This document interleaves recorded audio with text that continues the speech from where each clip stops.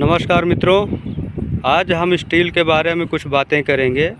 Steel को हमको कैसे रखना होता है, कैसे नहीं रखना होता है, क्या हमारा सेफ़ जोन है, क्या हमारा अनसेफ जोन है, उसके बारे में हम आज आपको बताएंगे कुछ एग्जाम्पल के द्वारा। जैसे कि आप हमारा ये स्टील आप देख रहे हो, ये बहुत सारा अनलोड किया हुआ है, जो कि कुछ इसमें से सेफ़ जोन भी है, कुछ अनसेफ जोन भी है। तो आइए हम आपको कुछ एग्जाम्पल के द्वारा बताते हैं, समझाते हैं। तो मित्रों देखिए, ये हमारा स्टील यहाँ पे अनलोड किया हुआ है। ये हमारा पूरा एक विंड फाउंडेशन का स्टील है, जितने भी आप देख रहे हो। इसमें हमारा कौन सा स्टील सेफ़ जोन में रखा है, कैसे रखेंगे तो वो हमारा सेफ़ जोन में होगा, और कौन सा अनसेफ जोन में रखा है और कैसे रखा है जिसके कारण वह अनसेफ जोन में है, वो हम आपको आगे बताते हैं एक एग्जाम्पल के द्वारा। तो मित्रों, ये हमारा स्टील रखा हुआ है। इसको हम कुछ एग्जाम्पल के द्वारा आपको दिखाएंगे कि इसको कैसे सेफ़ जोन में अनलोड करना होता है। अगर हम सेफ़ जोन में नहीं रहेंगे तो हमारा स्टील जो है रस्टेड हो जाएगा और उसकी स्ट्रेंथ कम हो जाती है। तो आइए सबसे पहले समझते हैं स्टील में जंग लगने से क्या होता है। तो मित्रों, स्टील में जंग लगने से उसकी स्ट्रेंथ कम हो जाती है, जिसकी वजह से वह कमज़ोर होकर टूटने लगता है। और जंग है क्या, इसके बारे में भी आपको बताते हैं। जंग एक प्रकार का संक्षारण है, जो तब होता है जब लोहे मतलब आयरन वाली धातु ऑक्सीजन और पानी के संपर्क में आती है। उसे हम जंग कहते हैं। उसमें रस्टेड जो लगता है उसको हम जंग कहते हैं। और जंग लगने के कारण क्या क्या होते हैं वो भी हम आपको बताते हैं। पहला कारण है ऑक्सीजन और पानी। लोहे की धातु ऑक्सीजन के साथ प्रतिक्रिया करके आयरन ऑक्साइड जंग बनाती है, और यह प्रतिक्रिया नमी की उपस्थिति में तेज़ी से होती है। दूसरा है पर्यावरण। हवा में नमी, बारिश या अन्य तरल पदार्थ स्टील के संपर्क में आने से जंग लगने की संभावना बढ़ जाती है। और तो मित्रों, अब हम आपको बताते हैं जंग लगने के प्रभाव। जंग लगने से क्या होता है। क्षमता में कमी, स्ट्रेंथ जो होती है उसमें कमी। जंग लगने से स्टील की ताकत कम हो जाती है, जिससे वह कमज़ोर होकर टूटने लगते हैं। दूसरा है संरचना को नुकसान। संरचना मतलब जो भी आप इमारत, बिल्डिंग, जो भी स्ट्रक्चर आप बना रहे हो उसका है। जंग लगने से इमारतें, पुल, अन्य संरचना कमज़ोर हो सकती है, जिससे उनकी सुरक्षा पर खतरा बढ़ जाता है। मतलब जब स्टील ही आपका कमज़ोर रहेगा, आप इतनी बड़ी बड़ी इमारतें बनाते हैं, बिल्डिंग बनाते हैं, तो स्टील जब कमज़ोर रहेगा, उस इमारत के ऊपर, बिल्डिंग के ऊपर जब लोड आएगा तो स्टील आपका रस्टेड रहेगा, वो टूट जाएगा। जब टूटेगा तो इमारत आपकी नीचे गिर जाएगी, टूट जाएगी। तो उससे हमारा जो होने वाला नुकसान है उसी को हम बोलते हैं संरचना को नुकसान।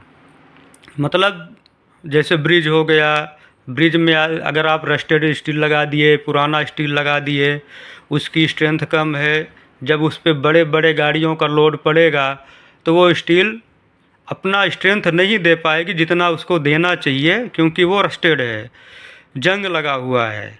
तो वो क्या होगी, टूट जाएगी या बैंड हो जाएगी, जिसके कारण हमारा पुल टूट सकता है।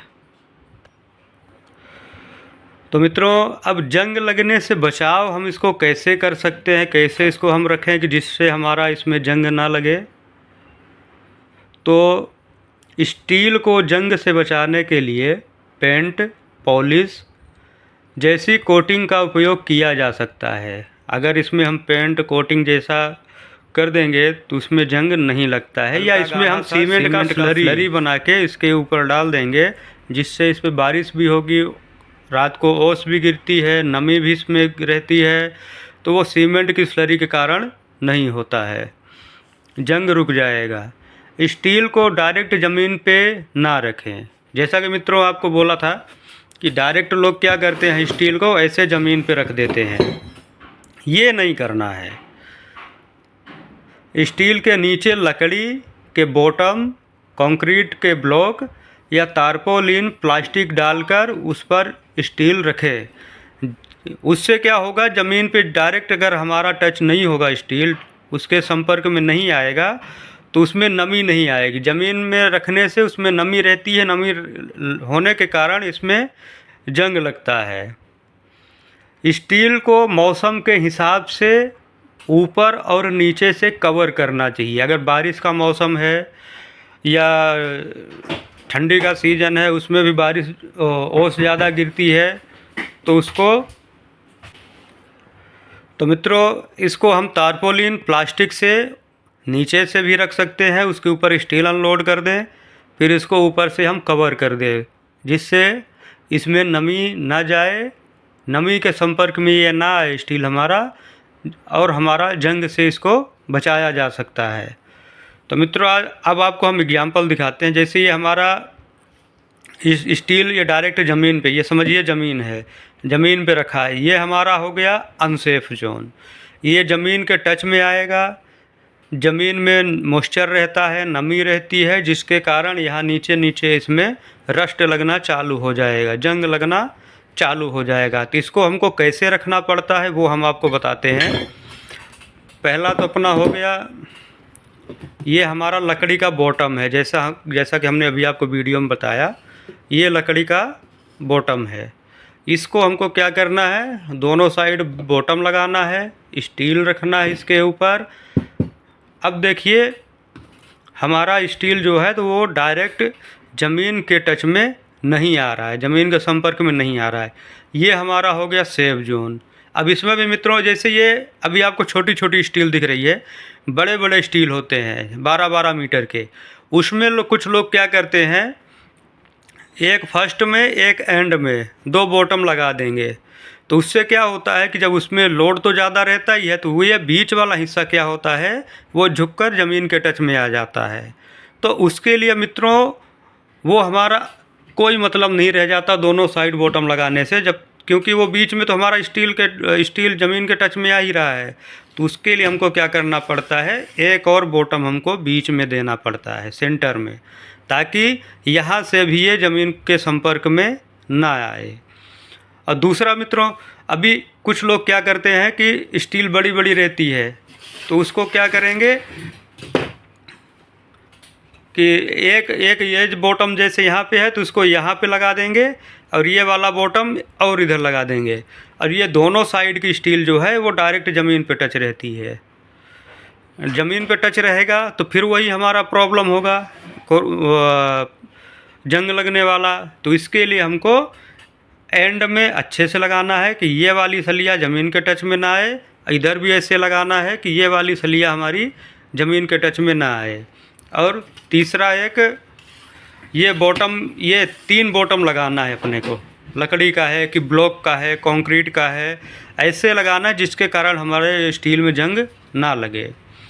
अब मित्रों आपको एक और बताते हैं, बारिश के टाइम पे स्टील को हम जंग से रोकने के लिए कैसे बचाएं। तो एक एग्जाम्पल उसके लिए भी बताते हैं।